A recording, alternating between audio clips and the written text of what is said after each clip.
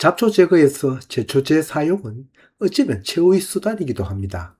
텃밭은 몰라도 수천 평의 작물을 가꾼 농장에서는 제초제를 쓰지 않고 농사를 짓는다는 것은 쉬운 일이 아닙니다. 텃밭에는 사용하지 않더라도 비경작지에는 사용하는 경우를 주위에서 많이 보아왔습니다. 손바닥 농장도 처음에는 온 밭 전체뿐만 아니라 길에도 심지어 뱃속에도 부직포를 깔았습니다만 지금은 봄밭을 제외하고는 급할 때는 쓰는 편입니다.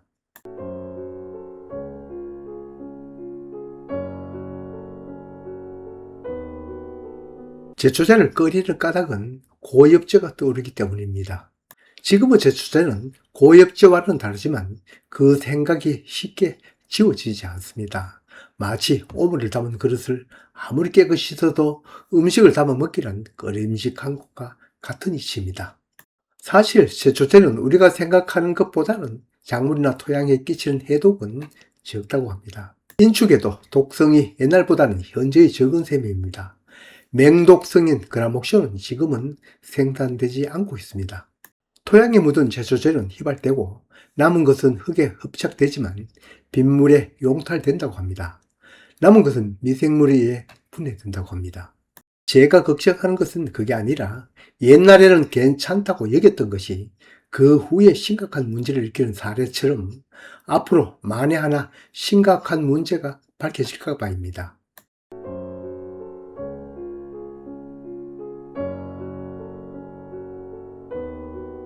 시중에 파는 제초제는 그 종류가 수백 가지도 넘습니다.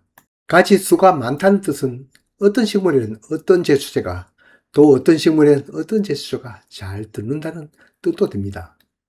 죽이고자 하는 잡초와 죽여서는 안 될 농작물에 따라 적절한 제초제를 잘 선택해야 된다는 의무도 포함되어 있습니다. 제초제를 사용할 때는 농약상에 묻거나 약병에 붙은 설명표를 꼼꼼히 확인하고 사용해야 합니다. 그 설명을 잘 숙지하려면 먼저 제초제의 전반적인 특성을 미리 알고 있는 것이 도움이 되겠죠. 이 영상에서 미리 말씀드릴 것은 여기에 나온 제초제는 이해를 돕기 위한 것이지 효과가 뛰어나서 소개하는 것은 아닙니다.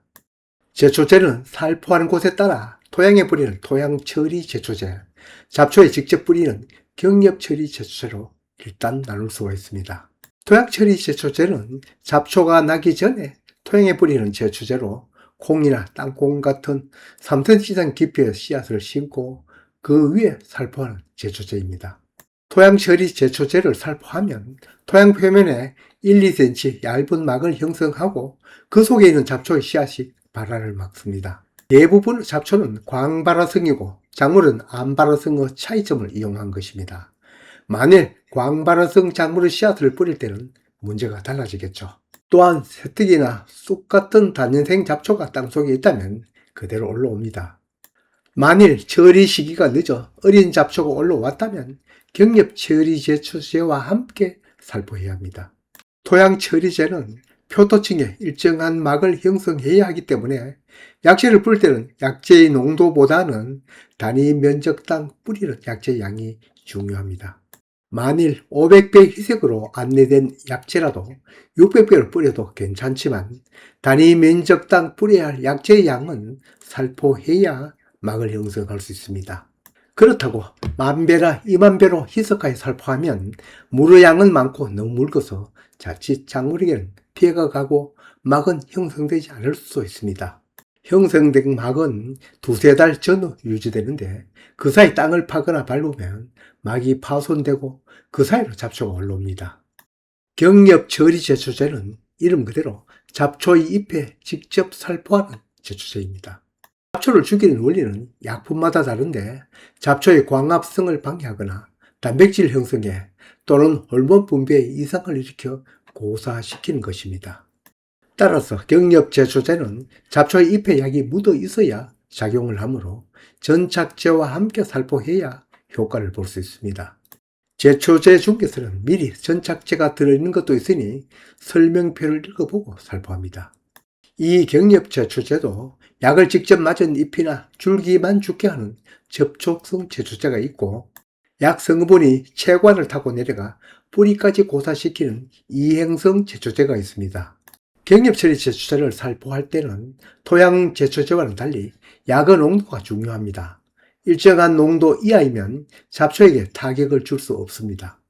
경엽처리 제초제는 약품과 접촉한 부분만 고사시키는 제초제로 식물이 어릴 때일수록 효과가 큽니다. 만일 왕성한 잡초는 농도를 더 진하게 해야 효과가 있습니다. 이 접촉성 제초제는 1년생 광엽 잡초는 완전히 고사시킬 수 있는데 생장점이 뿌리 근처에 있어 흙에 묻혀있는 화분가나 다년생 수꾼처럼 윗부분만 고사시킵니다. 접촉성 제초제 중에는 약품이 잎에 묻어도 작물은 온전하고 잡초만 죽이는 선택성 제초제와 잎에만 묻으면 깡그리 죽이는 비선택성 제초제로 나눌 수 있습니다. 식물의 특성, 즉 외떡잎, 쌍떡잎, 생장점 위치 등 각 식물의 특성 차이를 이용하여 개발한 제초제입니다. 작물과 잡초가 섞여있는 속에서 살아남아야 할 작물과 죽여야 할 잡초의 특성 차이를 이용하는 것입니다. 선택성 제초제는 크게 외떡잎, 즉 화분가 잡초를 고사시키는 쪽과 쌍떡잎, 즉 광엽성 잡초를 고사시키는 쪽으로 크게 나누고 그 외의 작물과 잡초의 특성 차이를 이용하여 개발한 제초제가 있습니다. 선택성 제초제를 사용할 때는 없애려는 잡초와 가꾸는 작물 이 두 가지를 고려하여 약품을 선택해야 합니다. 이 선택성 제초제는 제초제 약품이 묻은 것은 이놈저놈 따질 것 없이 깡그리 없애는 제초제로 가장 많이 쓰이는 제초제입니다. 제초약이 묻었다 하더라도 목본 식물과 잎의 왁스층이 두꺼운 식물은 해가 적습니다. 그리고 저항성을 가진 잡초도 있습니다. 같은 제초제를 여러 번 치면 내성을 가는 잡초도 생깁니다. 이때는 다른 제초제를 사용합니다. 비선택성 제초제를 할지라도 어떤 잡초에게는 더 효과적이고 어떤 잡초에는 덜 효과적인 제품이 있습니다. 앞에서도 잠깐 언급했지만 화분가 잡초나 다년생 스꾼처럼 싹이 다시 돋을 수 있습니다.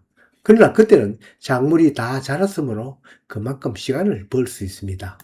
이행성 제초제는 이런 것 같이 약품이 묻은 지상부는 물론 약품이 묻지 않은 뿌리까지도 약 성분이 이행하여 식물 전체를 고사시키는 제초제입니다. 그리고 식물의 영양이 아래로 내려가는 가을에 효과가 큽니다. 접촉성이든 이행성이든 옆면 살포를 할 때는 당연히 잎이 있을 때 효과를 볼 수 있습니다. 뿌리고 나면 한 3주 지나면 효과가 눈에 보입니다. 접촉성 제초제는 근처 과수가 있어도 잎에 직접 뿌리지 않으면 큰 피해는 없는데 이행성 제초제는 약간의 약균만 묻어도 피해를 볼 수 있습니다.